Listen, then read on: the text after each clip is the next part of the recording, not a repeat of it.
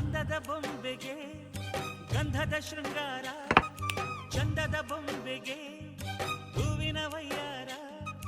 ಬಂಗಾರಕ್ಕೆ ಬಂಗಾರದ ಒಡವೆ ಯಾಕೆ ಹೇಳಿ ತಂದನ, ಹೂವಿಗೆ ಹೂವಿನ ಅಲಂಕಾರ ಯಾಕೆ ತಂದನ. ನಿನ್ನ ನಗುವೆ ಬಂಗಾರ, ಮೌನ ಅಲಂಕಾರ, ನಿನ್ನ ಅಂದವ ನೋಡಿ ನಾನು ಕವಿಯಾದಲ್ಲ. ಅಂದಕ್ಕೆ ಅಂದ ತಂದ ತಂದಾನ,